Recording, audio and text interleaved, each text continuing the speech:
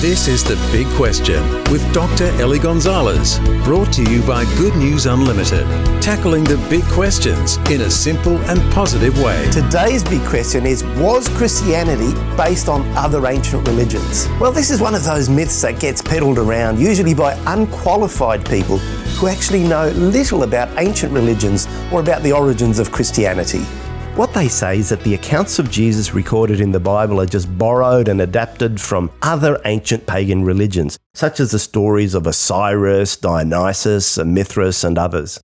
This idea originally comes from some writers in the 19th century, when it was popular in some minority circles to claim that the story of Jesus was just a myth. The reality is that none of those books were taken seriously by the scholars back then, and they're not taken seriously today, because their claims are completely baseless.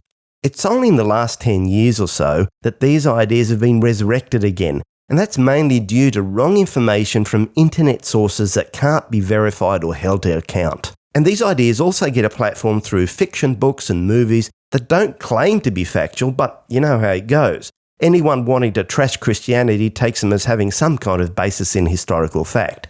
Now, there's certainly some fascinating claims out there, and if you don't have the facts, it can all look really impressive. I could pick among dozens of examples, but I'll just pick from the Zeitgeist movie that was released in 2007.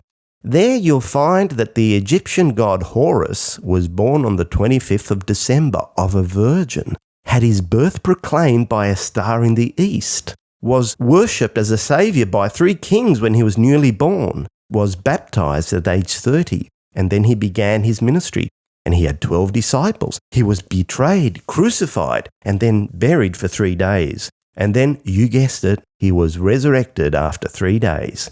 It all sounds very impressive. And if you're a Christian, it might make you wonder what's going on. If you have a bias against Christianity, you might be tempted to uncritically swallow all of this, hook, line, and sinker. But then, if you actually bothered to find out what the real Egyptian myths about the god Horus actually said, you'd find that every one of those impressive parallels is actually false. He was never born of a virgin, was never crucified, never rose again, and so on. Every one of them is wrong. And that's just Horus. People have attempted to find parallels between other ancient gods like Mithras, Attis, Dionysus, and Zoroaster, and they all end up being the same thing. They're all based on false parallels. Jesus Christ, you see, is unique. And just in case you were to find any parallels, you'd still have the question of who copied whom. Because the writings of Christianity already existed and were widely known 200 or 300 years before the majority of most of the other religious texts in which we find these ancient myths. So, a bit of common sense is a good thing. In my view, you can trust the Bible and you can trust Jesus Christ. He really is unique.